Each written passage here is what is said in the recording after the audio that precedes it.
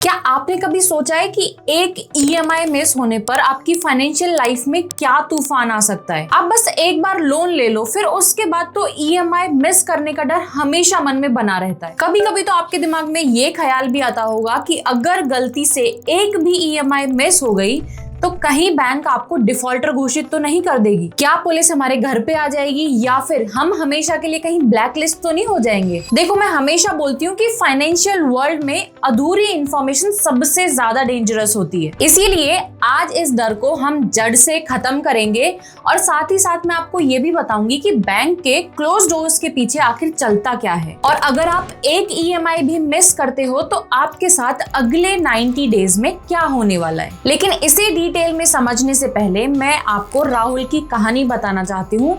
राहुल की कहानी शायद आपको अपनी ही कहानी लगे। राहुल एक सिंपल सा मिडिल क्लास लड़का है। 9 to 6 की उसके पास जॉब है, फैमिली है एंड साथ ही साथ कुछ जिम्मेदारियां भी हैं। हर एक मिडिल क्लास फैमिली का ड्रीम होता है कि उनकी खुद की अपनी एक कार हो एंड इसी के लिए राहुल ने बड़े शौक से एक कार लोन लिया था एंड उसने पिछले 3 साल से एक भी ईएमआई मिस नहीं करी थी। राहुल इतना ज्यादा फाइनेंशियली डिसिप्लिन था कि उसका क्रेडिट स्कोर कभी 780 से नीचे गया ही नहीं एंड इसीलिए बैंक वाले उसे अपना प्राइम कस्टमर मानते थे। लेकिन पिछले महीने राहुल के फादर की तबीयत अचानक से बहुत खराब हो गई and hospitals and medical bills के चलते उसे ध्यान ही नहीं रहा कि 5 तारीख को उसके कार की ईएमआई भी जाने वाली थी। उसके अकाउंट में बैलेंस कम था जिसकी वजह से ट्रांजैक्शन डिक्लाइन हो गई एंड जब राहुल के फोन पर वो इनसफिशिएंट फंड्स का मैसेज आया तो वो बहुत बुरी तरीके से डर गया और उसे लगा कि अब बैंक्स वाले उसकी गाड़ी उठाकर ले जाएंगे एंड उसको फ्यूचर में कभी लोन नहीं मिलेगा। लेकिन अब यहाँ पे सवाल ये उठता है कि राहुल का जो डर है क्या वो सही है और क्या वाकई में बैंक एक गलती पर इतनी बड़ी सजा देता है। इन सारे सवालों का जवाब आपको इस वीडियो में मिल जाएगा, लेकिन उससे पहले इस चैनल को सब्सक्राइब कर लेना एंड बेल आइकन प्रेस कर देना, बिकॉज फाइनेंस के रिलेटेड हम बहुत सारी वीडियोस लाते रहते हैं जो आपके लिए बहुत हेल्पफुल हो सकती हैं। तो चलो अब इमोशंस को थोड़ा साइड में रख के फैक्ट्स पर डीप डाइव करते हैं और इस एक ईएमआई के मिस हो जाने पर क्या क्या हो सकता है उस पूरी प्रोसेस को समझते हैं।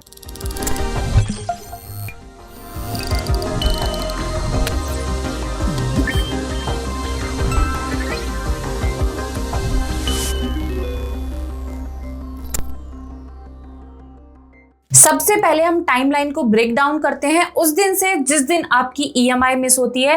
टेक्निकल टर्म्स में इस दिन को डे 1 कहा जाता है। देखो, डे 1 पे बैंक आपको डिफॉल्टर नहीं मानता है। बैंक का सिस्टम ऑटोमेटिक होता है एंड जैसे ही सिस्टम को ये पता लगता है कि आपके पैसे नहीं आए हैं उसी टाइम बैंक आपके ऊपर बाउंस चार्जेस लगाता है। अगर आपने चेक या फिर ईसीएस यानी कि इलेक्ट्रॉनिक क्लियरिंग सर्विसेज लगाया था तो ऑटोमेटिकली आपके अकाउंट से 500 से लेके 800 रुपए तक कट जाएंगे। साथ ही उसी दिन से आपकी पेंडिंग ईएमआई पर पैनल इंटरेस्ट यानी कि लेट पेमेंट फीस भी शुरू हो जाती है। लेकिन घबराना नहीं है क्योंकि डे 1 पे आपके घर पुलिस नहीं आने वाली है। इनफैक्ट डे 2 से डे 7 तक बैंक्स ये समझती है कि शायद आप गलती से पेमेंट करना भूल गए हैं या फिर कोई टेक्निकल ग्लिच हुआ है। इस ड्यूरेशन में बैंक का कोई भी स्टाफ मेंबर आपको कॉल नहीं करता है, आपको सिस्टम जनरेटेड ऑटोमेटिक कॉल्स आती हैं।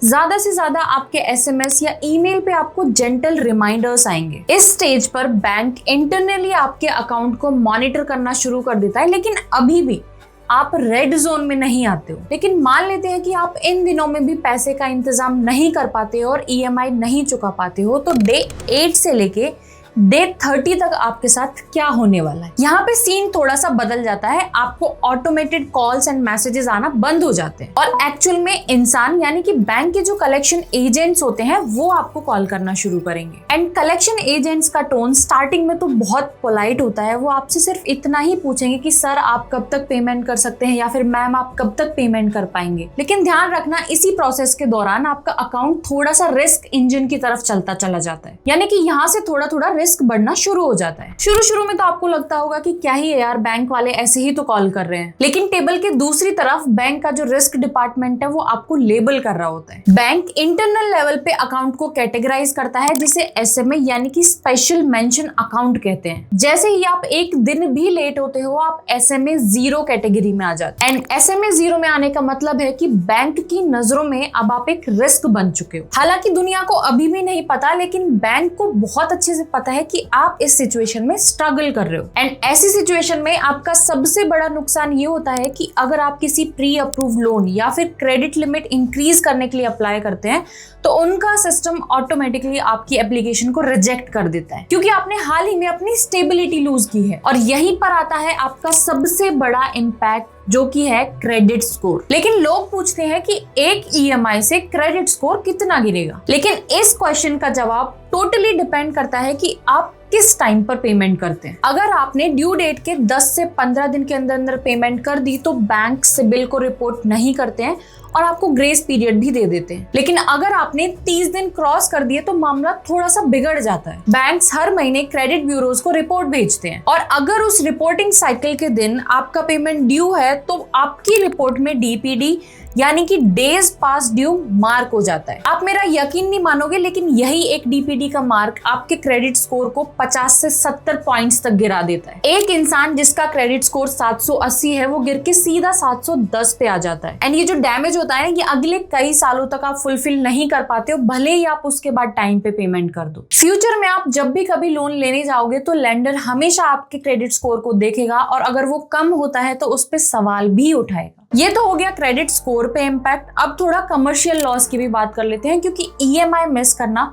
कभी भी सस्ता नहीं पड़ता। ईएमआई मिस करने पे आपको लगता होगा कि क्या ही है, बस एक अमाउंट ही तो भरनी है, लेट फीस ही तो भरनी है। लेकिन यहाँ इंटरेस्ट ऑन इंटरेस्ट का गेम चलता है। जो ईएमआई आपने नहीं भरी उस पर तो ब्याज लगेगा ही लगेगा, साथ ही साथ बैंक ने जो लेट फी चार्जेस या फिर पेनल्टीज लगाई हैं उन पे भी आपको ब्याज भरना पड़ेगा। और हाँ, इस बीच में तो गवर्नमेंट को बिल्कुल भी मत भूलना, इन सब पर 18% जीएसटी वो अलग से लगाएंगे। मान लेते हैं अगर आपकी ईएमआई 15,000 है तो शायद अगले महीने आपको 17,000 या फिर 18,000 तक भरने पड़ सकते हैं। मुझे पता है ट्रैफिक चालान तो आप सब ने भरा होगा एंड ये ट्रैफिक चालान की तरह ही है, जहाँ पे गलती तो छोटी सी होती है लेकिन अगर आप ड्यू डेट मिस कर देते हो तो फाइन बहुत बड़ा लगता है, इतना बड़ा कि शायद वो आपके मंथली बजट्स को भी हिला देगा। और जब ये एक्स्ट्रा चार्जेस कंट्रोल से बाहर चले जाते हैं उसके बाद सिर्फ पैसों की बात नहीं रहती है, वहां से शुरू हो जाते हैं लीगल नोटिसेस एंड एक्शंस। एक सवाल जो शायद हम सबके दिमाग में आता है कि क्या बैंक कोई लीगल एक्शन लेगा या फिर कोर्ट आपको नोटिस भेजेगी। देखो, एक ईएमआई मिस होने पर जनरली बैंक कोर्ट का रास्ता नहीं चुनता। उनका मेजर फोकस रिकवरी पे होता है, ना कि लेंदी लीगल प्रोसेसेस पे। लेकिन इंडिया में section 138 of negotiable instruments act के अकॉर्डिंग अगर आपका रीपेमेंट मोड चेक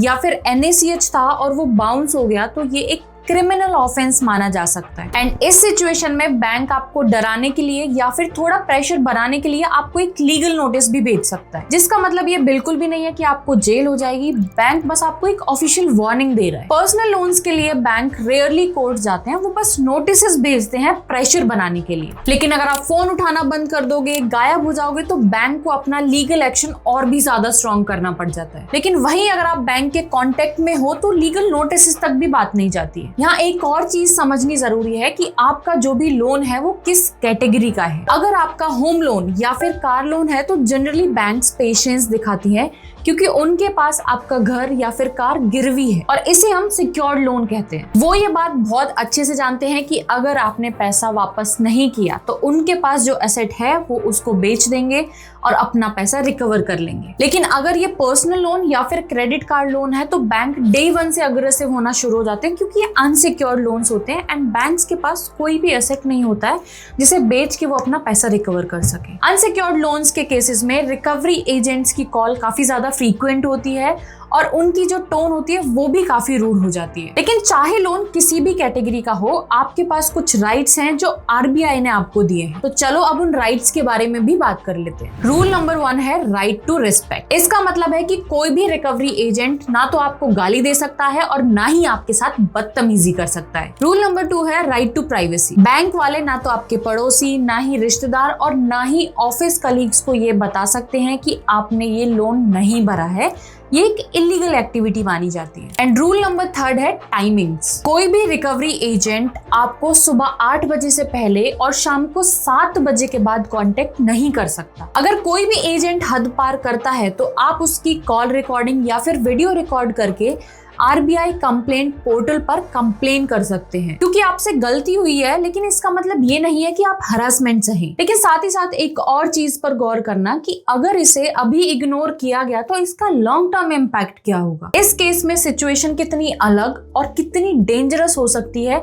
ये हम अगले पॉइंट में बात करेंगे, जो कि है लॉन्ग टर्म कॉन्सिक्वेंसेस। सबसे पहला, फ्यूचर लोन्स पर इसका क्या इम्पैक्ट आएगा वो समझते हैं। आजकल banks risk based pricing use करते हैं। अगली बार जब आप किसी बैंक के पास लोन लेने जाओगे तो वो बैंक आपको बोलेगा कि सर, मैम, आपका ट्रैक रिकॉर्ड खराब है, हम आपको लोन तो देंगे लेकिन 2% ज्यादा ब्याज पर। यानी कि मार्केट में अगर कोई लोन 12% पे मिल रहा होगा तो बैंक आपको 14% ब्याज पर देगा। नेक्स्ट पॉइंट ये है कि अगर आप 90 डेज तक पेमेंट नहीं करते हैं तो आपका account non performing asset category में आ जाता है। और अगर एक बार NPA यानी कि नॉन परफॉर्मिंग एसेट का स्टैंप लग गया तो आपके लिए फाइनेंशियल दरवाजे अगले 7 साल तक बंद हो जाएंगे। ऐसे में बहुत सारे बोरोअर्स सेटलमेंट का ऑप्शन चूज करते हैं, जिससे उन्हें इस फाइनेंशियल प्रेशर से निकलने के लिए एक स्ट्रक्चर्ड एंड प्रैक्टिकल सॉल्यूशन मिलता है। सेटलमेंट का पर्पस होता है कि बैंक और बोरोअर साथ में बैठे एंड म्यूचुअली कुछ टर्म्स पे अग्री कर जाएं, ताकि ये जो पूरा मैटर है ये रिजॉल्व हो सके और बैंक्स एंड बोरोअर्स दोनों आगे बढ़ सके। यहीं पे